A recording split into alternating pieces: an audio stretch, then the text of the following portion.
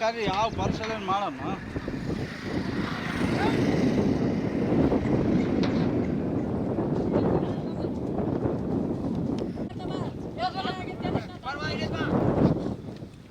ಬಾಣ್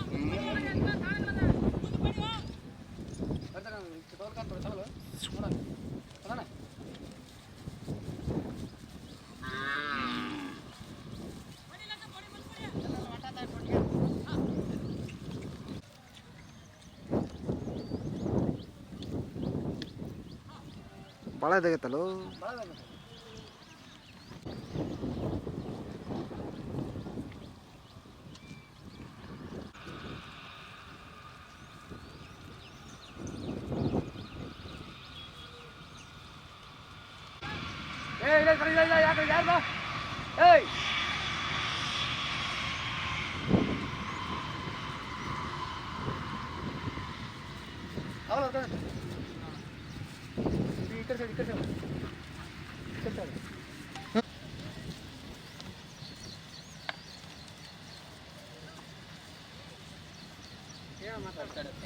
police ಇಲಾಖೆದಾರೆ ನಾವೆಲ್ಲ ಇವತ್ತು ಕೆರೆಗೆ ಬಸಾಪುರ ಕೆರೆಗೆ ನೀರು ಕುಡಿಸ್ಬೇಕಂತ ಹೋಗ್ತಾ ಇದ್ದೀವಿ.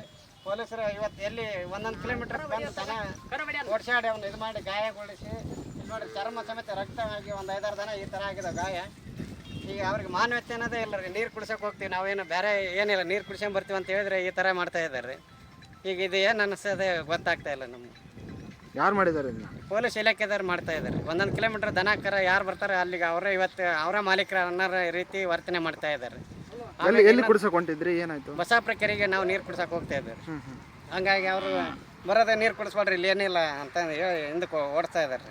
ಅಷ್ಟರು ಪೊಲೀಸ್ ಇಲಾಖೆದವ್ರು ಎಲ್ಲರೂ ಬಂದು ಅವರೇ ಮಾಲೀಕತ್ವ ಅನ್ನೋದ ರೀತಿ ಒಳಗೆ ದಿನ ಇದು ಮಾಡ್ತಾ ಇದ್ದಾರೆ.